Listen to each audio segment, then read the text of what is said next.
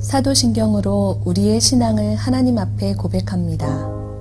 전능하사 천지를 만드신 하나님 아버지를 내가 믿사오며 그 외아들 우리 주 예수 그리스도를 믿사오니 이는 성령으로 잉태하사 동정녀 마리아에게 나시고 본디오 빌라도에게 고난을 받으사 십자가에 못 박혀 죽으시고 장사한 지 사흘 만에 죽은 자 가운데서 다시 살아나시며 하늘에 오르사 전능하신 하나님 우편에 앉아 계시다가 저리로서 산 자와 죽은 자를 심판하러 오시리라.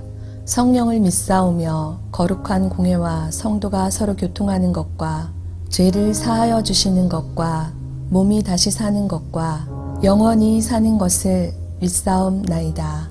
아멘. 오늘의 말씀 나훔 2장 1절에서 13절 말씀입니다. 파괴하는 자가 너를 치러 올라왔나니 너는 산성을 지키며 길을 파수하며 내 허리를 견고히 묶고 내 힘을 크게 굳게 할지어다. 여호와께서 야곱의 영광을 회복하시되 이스라엘의 영광 같게 하시나니 이는 약탈자들이 약탈하였고 또 그들의 포도나무 가지를 없이 하였음이라. 그의 용사들의 방패는 붉고 그의 무사들의 옷도 붉으며 그 항우를 버리는 날에 병거의 쇠가 번쩍이고 노송나무 창이 요동하는도다. 그 병거는 미친 듯이 거리를 달리며 대로에서 이리저리 빨리 달리니 그 모양이 횃불 같고 빠르기가 번개 같도다. 그가 그의 존귀한 자들을 생각해내니 그들이 엎드러질 듯이 달려서 급히 성에 이르러 막을 것을 준비하도다. 강들의 수문이 열리고 왕궁이 소멸되며 정한 대로 왕후가 벌거벗은 몸으로 끌려가니 그 모든 시녀들이 가슴을 치며 비둘기같이 슬피 우는도다. 니느웨는 예로부터 물이 모인 곳 같더니 이제 모두 도망하니 서라 서라 하나 돌아보는 자가 없도다. 은을 노략하라 금을 노략하라 그 저축한 것이 무한하고 아름다운 기구가 풍부함이니라. 니느웨가 공허하였고 황폐하였도다.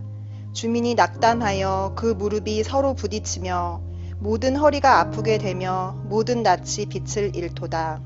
이제 사자의 굴이 어디냐? 젊은 사자가 먹을 곳이 어디냐?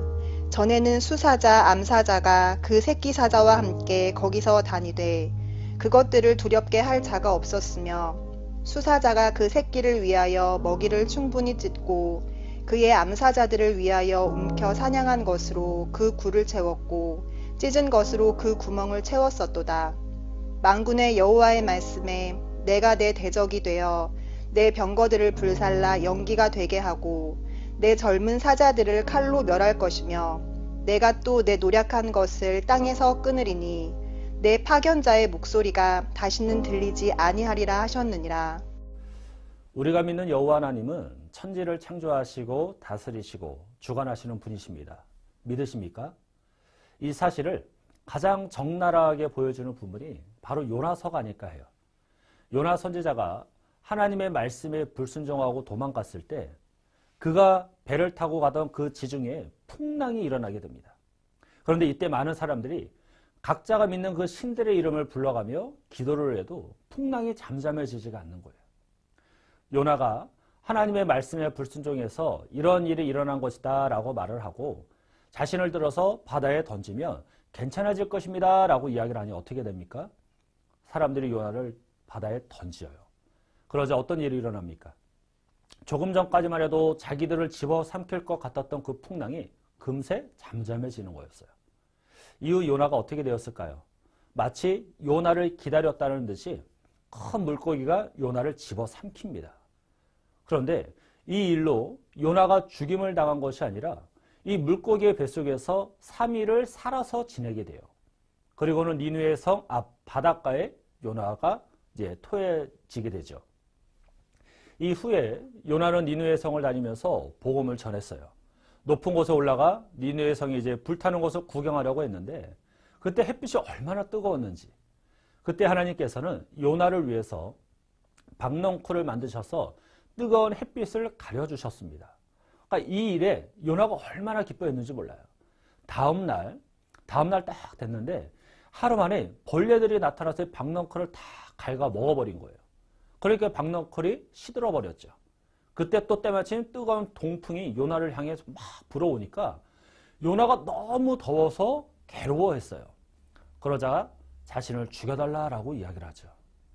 이와 같이 하나님께서는 자연의 다양한 현상들을 통해서 당신의 살아계심을 보여주시고 당신의 자연의 모든 것을 주관하신다라는 사실을 보여주셨습니다. 오늘 본문을 보게 되면 니느웨 성이 어떤 과정으로 멸망하며 그 결과가 얼마나 처참한지를 보여주고 있는데, 하나님께서 심판하시면, 하나님께서 보복하시면 아무리 찬란했던 그 나라일지라도 그 영광은 풀이 시든같이 한순간에 사라져버리고 비참한 최후를 맞이하게 된다는 사실을 저와 여러분은 꼭 기억해야 될 줄로 믿습니다. 하나님께서는 모든 나라의 흥망성쇠를 주관하시는 분이에요. 믿으십니까? 그렇다면 하나님께서는 절대 무너지지 않을 것 같았던 이 니느웨를 어떻게 멸망을 시키셨을까요? 먼저는 주변 국가들을 심판의 도구로 삼으셨습니다. 우리 본문 1절 같이 한번 읽어볼게요. 시작. 파괴하는 자가 너를 치러 올라왔나니 너는 산성을 지키며 길을 파수하며 내 허리를 견고히 묶고 내 힘을 크게 굳게 할지어다. 아멘. 파괴하는 자가 니느웨를 침공해요. 그러면 파괴하는 자가 누구일까요? 바로 바벨론의 왕입니다. 바벨론 왕은 이 아수르의 니느웨 성을 파괴하기 위해서 하나님께서 사용하신 심판의 도구였던 거죠. 이 바벨론의 왕은 전략에 뛰어났고 아주 용맹스러운 모습을 보이고 있습니다. 그래서 본문 3절 4절을 보니까 용사들의 방패와 옷은 붉고 병거는 번쩍거리고 민첩하여 그 달리는 모습이 마치 횃불과 같고 또 그 빠르기는 번개와 같다라고 성경은 기록을 하고 있어요. 그리고 6절 이하를 보니까 이 찬란했던 니느웨가 약탈을 당하고 마는데 주요 방어선이 다 붕괴되어지고 성의 중심부가 함락되어지는 모습을 볼 수가 있습니다. 난공불락의 견고한 성이었지만 성벽은 홍수로 인해 완전히 무너져 내리고 그 사이에 바벨론의 군대가 들어오게 돼요. 그러니 어떻게 되겠습니까? 왕후는 수치를 당하게 돼요. 시녀들은 가슴을 치며 통곡을 하게 됩니다. 그리고 그들이 쌓아두었던 은과 금이 노략당하고 그동안 저축한 모든 것이 빼앗기고 되죠. 사랑하는 성도 여러분, 지금까지 자신의 힘을 과시하고 자신의 군대를 의지했던 이 아수르가 하나님을 멸시하고 약자를 약탈하니 이 세상의 주관자 되시는 하나님께서 바벨론이라는 나라를 이용해서 아수르를 멸망시켜 버리신 것입니다. 이런 하나님의 심판의 방법을 우리 인간들이 어찌 예상을 할 수 있겠습니까? 그저 우리가 알 수 있는 이 사실은 하나님께서는 만물을 당신의 의지대로 이끌어 가신다라는 사실만 우리가 알 수 있는 것이죠. 그러면 이 니느웨가 왜 하나님께 멸망을 당했을까요? 하나님이 아닌 자신들의 힘을 의지했기 때문이에요. 이 세상의 주관자가 여호와 하나님임을 믿는다라면 우리가 믿고 의지해야 할 대상이 누구일까요? 바로 여호와 하나님이죠. 그런데 우리의 모습은 어떻죠? 여호와 하나님을 믿고 의지하며 살고 있습니까? 아니면 이 세상을 믿고 돈을 믿고 사람을 의지하며 살아가고 있습니까? 이 세상의 많은 사람들은 돈만 있으면 된다고 이야기를 해요. 돈이 모든 것을 만들고 돈이면 모든 것을 할 수 있고 돈이면 모든 것을 누릴 수 있다라고 생각을 합니다. 그러다 보니까 돈을 벌기 위해서 얼마나 애를 쓰는지 몰라요. 또 돈을 얻기 위해서 살아가는 가족도 무참히 살해하는 그런 시대를 우리는 지금 살아가고 있잖아요. 이런 가치관이 하나님을 믿는 성도들에게 없다라고 자신할 수 있을까요? 그렇지 않아요. 성도들 중에도 돈만 있으면 된다라고 생각하는 분들 많아요. 돈만 있으면 든든하다라고 말하는 그런 성도들도 많이 있습니다. 그들은 하나님을 의지하는 것이 아니라 하나님을 믿는 것이 아니라 돈을 믿고 돈을 의지하는 것이죠. 그럼 그런 자들은 어떻게 되겠습니까? 아수르와 같이 주관자 되시는 여호와 하나님의 심판을 받게 된다는 사실을 저와 여러분은 꼭 기억해야 될 줄로 믿습니다. 사랑하는 성도 여러분, 우리는 너무나도 연약한 자들이에요. 또한 우리는 유한한 자들입니다. 한 치 앞도 내다볼 수 없는 것이 우리 인간 아니겠습니까? 한때 학생들 사이에서 유행하던 유머 중에 이런 퀴즈가 있었대요. 한 버스가 길을 이제 가다가 큰 교통사고가 났어요. 그래서 그 안에 타고 있던 많은 승객들이 이 사고의 여파로 죽었는데 그들 중에 가장 억울하게 죽은 사람이 누구일까 하는 그런 퀴즈였어요. 첫 번째는 가장 억울한 사람은 96번 버스를 타려다가 69번 버스를 96번으로 착각하고 탄 사람이다 라고 이야기를 해요. 그리고 두 번째 억울한 사람은 결혼식을 하루 앞둔 젊은 총각이랍니다. 그리고 세 번째 억울한 사람은 버스가 출발할 때 그 버스를 놓칠까봐 급하게 막 달려와서 간신히 버스에 탄 사람, 그 사람이 세 번째로 억울한 사람이래요. 그리고 네 번째는 버스 안에서 졸다가 내려야 할 곳에서 못 내리고 한 정거장 더 가다가 죽은 사람이라고 이야기를 합니다.